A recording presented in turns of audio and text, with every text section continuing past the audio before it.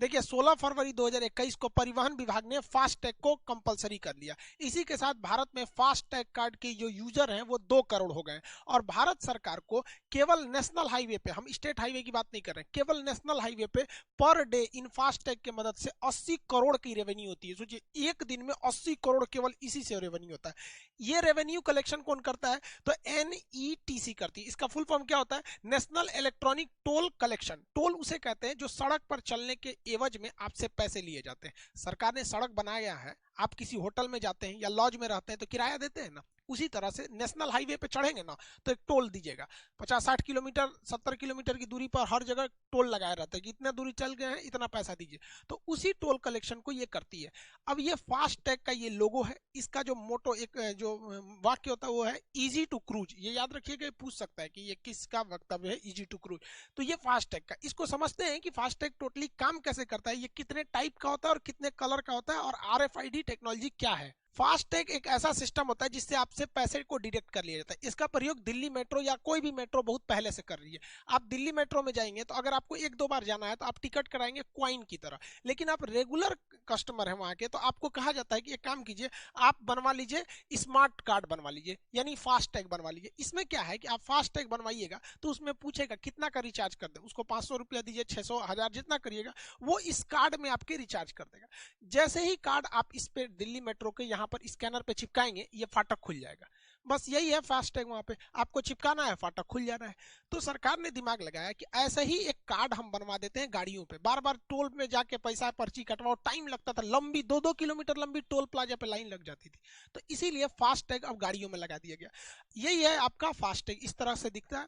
इसके ये एकदम समझिए आपका एक मेमोरी, जिस तरह से आपका सिम कार्ड होता है ना वैसे ये भी होता है। उसमें रिचार्ज करा दीजिए, आप अपने सिम कार्ड में लगाते हैं ना रिचार्ज, वैसे इसमें करा दीजिए। इसको गाड़ियों के विंड शील्ड पर लगाया जाता है। विंड मतलब हवा, शील्ड मतलब बचाना। जिस तरह से कोरोना से बचाने वाली कोविड शील्ड दवा है, कोविड से बचाएगी कोविड शील्ड, उसी तरह ड्राइवर को विंड यानी हवा से बचाता है विंड शील्ड, तो इसे विंड शील्ड कहते हैं। इसको लगाने से फायदा ये होता है कि जिस तरह से दिल्ली मेट्रो को आपको स्कैनर के पास जाके आपको ये कार्ड सटाना पड़ता था, इसमें सटाने की जरूरत नहीं है। टोल प्लाजा में ऊपर स्कैनर लगा हुआ है, जैसे गाड़ी जाएगी ऊपर से देख लेगा, हाँ लगाया है, खटाक से काट लेगा। जिस तरह यहाँ पैसा कटा वैसे यहाँ कट गया।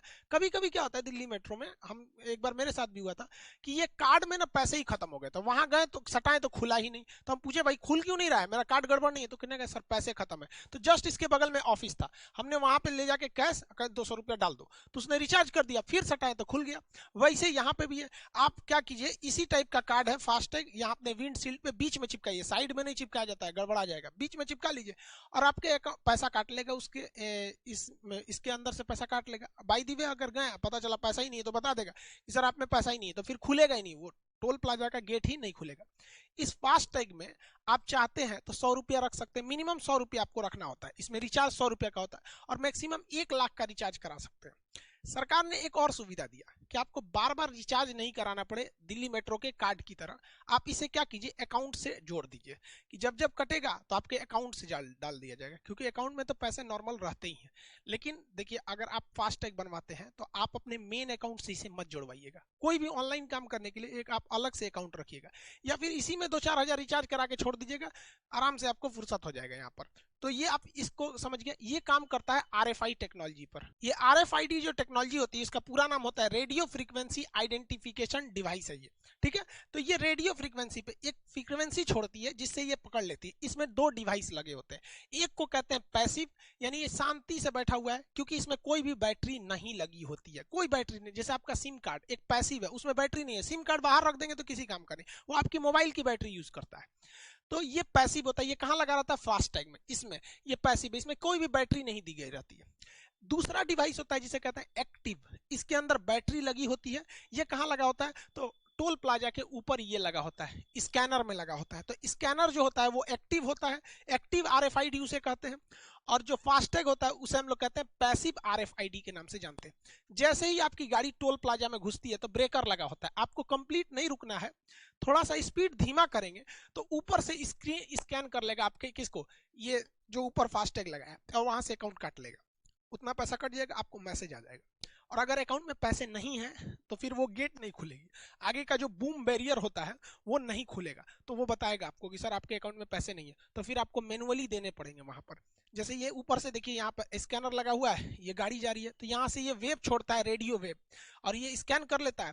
पैसे जैसे डिटेक्ट हो जाते हैं ये आगे से बैरियर हट जाता है और चली जाती है। इससे टाइम का काफी ज्यादा बचत होता है। इसकी सबसे बड़ी खराबी क्या है कि एक गाड़ी से दूसरी गाड़ी के बीच में कम से कम 4 मीटर का गैप रहना चाहिए, वरना अगर 4 मीटर का गैप नहीं रहेगा, ये गाड़ी निकली उसी के जस्ट पीछे एक और गाड़ी निकल जाएगी तो ये स्कैन नहीं कर पाता है। तो मान के चलिए ये आगे वाली गाड़ी निकली और उसी से ये सटा के निकाल लिया ना, तो इसका तो पैसा कट जाएगा बट इसका ये पैसा नहीं काट पाएगा।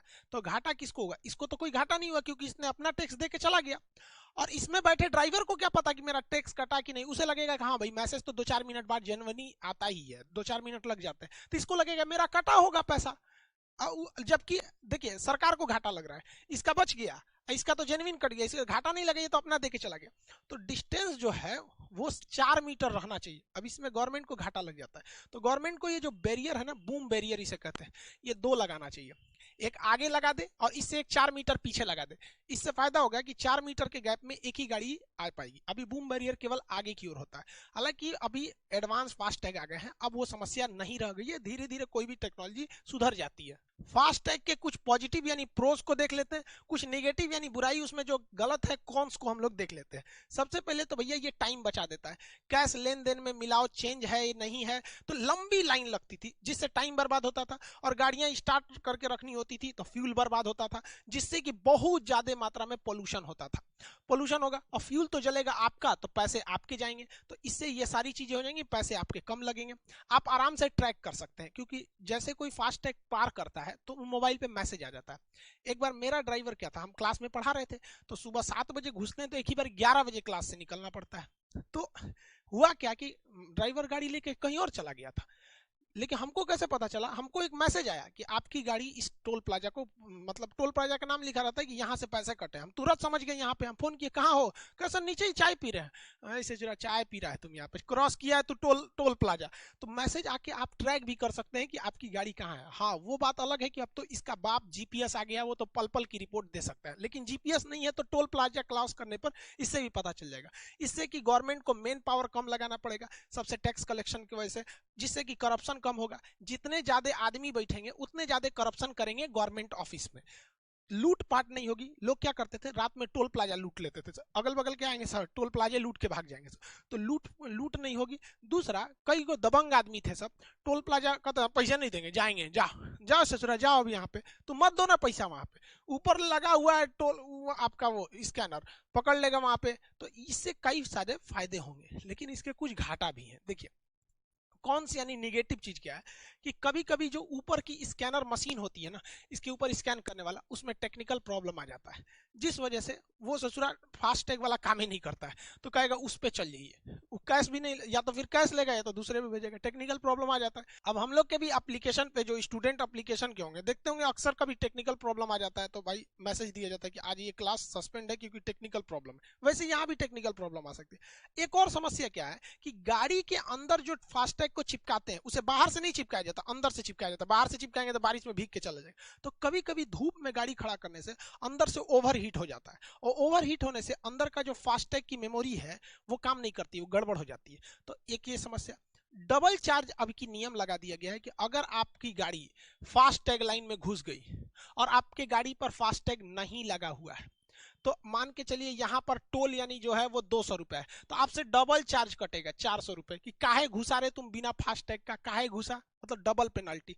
क्यों? क्योंकि सरकार भी चाहती है कि भैया स्मूथली चले कोई भी चीज। दूसरा कि ऑनलाइन ट्रांजेक्शन हो, ऑनलाइन ट्रांजेक्शन से करप्शन नहीं होता है, सबको पता होता है इस गाड़ी से इतना आया, हिसाब किताब में कोई दिक्कत नहीं होता, 2 मिनट में ऑनलाइन हिसाब निकल जाता है, बैंक का स्टेटमेंट मोबाइल से तुरंत निकल जाता है, तो इससे ये फायदा हो जाता है। लेकिन एक सबसे बड़ी समस्या है लोकल लोगों को।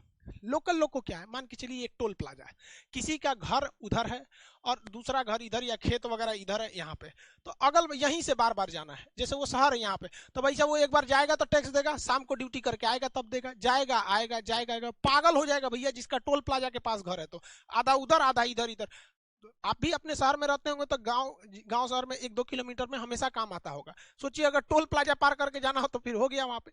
तो ये एक निगेटिव पॉइंट है। हालांकि गवर्नमेंट ऐसे लोगों के लिए एक अलग से फास्ट टैग की व्यवस्था रखी है, उसी में जहां उसे रजिस्टर्ड कराना पड़ता है कि भैया हम लोकल बॉडीज हैं, तो उन्हें छूट मिल जाती है।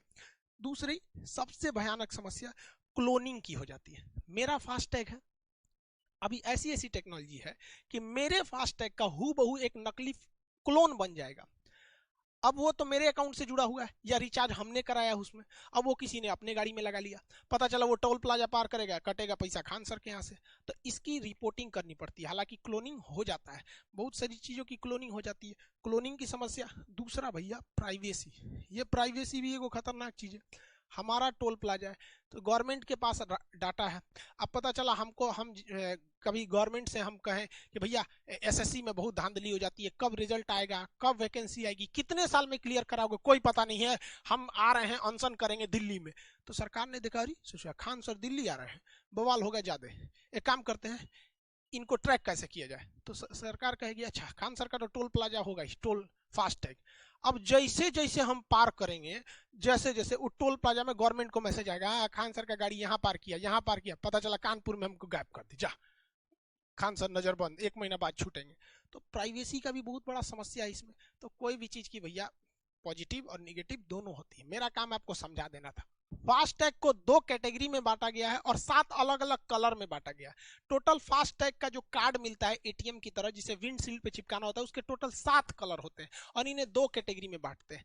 पहला एम कैटेगरी होता है, इसमें केवल एक ही टाइप के व्हीकल्स को रखते हैं, वो होता है प्राइवेट व्हीकल या प्राइवेट कार। प्राइवेट कार उसे कहते हैं जिसका नंबर प्लेट व्हाइट कलर से रखता है, मतलब वो हम अपने काम के लिए लगा रहे हैं, उसे हम भाड़ा पे नहीं चलाते हैं या उसे सामान वामान नहीं ढोलते हैं, हम अपने पर्सनल यूज के लिए कर रहे हैं। तो जो उसका कार्ड मिलेगा वो वायलेट कलर का मिलता है, वायलेट कलर का मिलेगा वो। और तो ये एक कैटेगरी हो गई। बाकी जो है एन टाइप, देखिए इसे हम लोग रखे हैं एम टाइप में, प्राइवेट व्हीकल को। और जो कमर्शियल है, जो भाड़ा ढोने के लिए है, कमाने के लिए है, ये सब के लिए है, उसे हम लोग रखते हैं एन टाइप में। एन टाइप में टोटल 6 कलर के आते हैं। तो एन टाइप में जो कलर है वो 6 है, तो 6 यहाँ 1 यहाँ, तो टोटल कलर हो गए 7। और फास्ट टैग की कैटेगरी हो गई 2, एक एम टाइप प्राइवेट और एन टाइप में कमर्शियल। एन टाइप में अलग अलग को समझते हैं। देखिए अलग अलग फास्ट टैग के कलर होते हैं, कलर में कंफ्यूजन नहीं होना है, आपका कलर अलग होगा, आपके एटीएम का भी अलग अलग कलर होता होगा। तो ये अलग अलग कलर के मिलते हैं, बट ये स्पेसिफिक होते हैं, ये कलर इन्हीं को मिलेगा। जैसे पर्सनल गाड़ी है तो आपका वायलेट कलर का मिलेगा, तो ये आपकी पर्सनल गाड़ियों पे लग जाएगा वायलेट कलर का। बाकी ये कलर किसको मिलेंगे अलग अलग गाड़ियों पे, उसको समझते हैं। देखिए अगर आपका कमर्शियल गाड़ी है, कमर्शियल मतलब जिसपे आप गाड़ी उड़ी ढोते हैं, पिकअप हो गया या फिर आपका लोडर छोटा मोटा हो गया वो सब, तो उसका आपका ऑरेंज कलर का कार्ड मिलेगा फास्टैग। लेकिन अगर आपकी गाड़ी थोड़ी हैवी लोडेड है बट उसमें 2 ही एक्सल है तो ग्रीन कलर का मिलेगा, तो उसका कार्ड बस ग्रीन कलर हो जाएगा। अब ये एक्सल आपको नहीं समझ में आया कि भाई ये एक्सल क्या होता है, तो एक्सल देखिए किसे कहते हैं। ये चक्का है, ये चक्का है, तो 2 चक्कों को बीच से जोड़ने वाला ये रॉड जो होता है ये एक्सल कहलाता है। ये व्हील है, देखिए ये व्हील है, ये एक्सल है। जैसे कार है, कार में आपको 2 ही एक्सल मिलेंगे, एक ये एक्सल है और एक ये एक्सल है, ठीक है, तो यही 2 एक्सल मिलते हैं।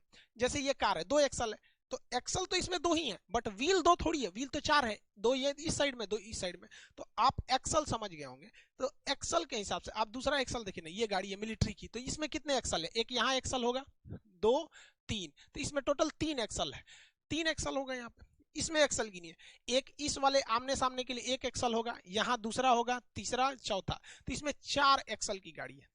तो एक्सल पर ही लोड पड़ता है, बहुत सारा लोड तो ससुरा एक्सले रोकता है वहां पर, एक्सल कमजोर रहेगा टूट जाएगा गाड़ी। इसका एक्सल गिनिए ना, 1 एक्सल इसके लिए होगा, दूसरा 3 4 5, 5 एक्सल की गाड़ी है ये सब देखिए खाली एक्सल है, 1 2 3 4 5 6 7 8, ये 8 एक्सल की है।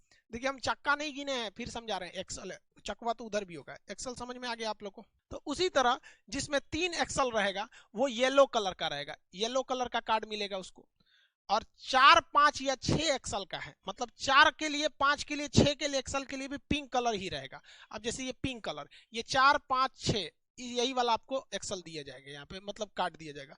और जिसका 7 एक्सल से ज्यादा है, 7 एक्सल से ज्यादा है, उसमें स्काई ब्लू दिया जाएगा। जैसे ये स्काई ब्लू है, तो ये जिसमें एक्सल की संख्या 7 है या 8 है या 9, उससे ज्यादा रहेगा तो उसको यही वाला दे दिया जाएगा। और मशीनरीज है सब, जैसे जेसीबी वगैरह हो गया, तो उसके लिए ब्लैक कलर का आपको दिया जाएगा फास्टैग का कार्ड। इस सब का जो एक्सल कार्ड लगा होगा, ये फास्टैग कार्ड, वो ब्लैक कलर से ही आएगा यहाँ पे, क्योंकि ये हैवी मशीनरीज की कैटेगरी में चले आते हैं। तो आई होप आप एक्सल भी समझ गए होंगे, फास्टैग भी समझ गए होंगे, आरएफआईडी वगैरह टोटल चीज को समझ गए होंगे। मिलेंगे नेक्स्ट क्लास में। जय हिंद। जय हिंद। देखिए एक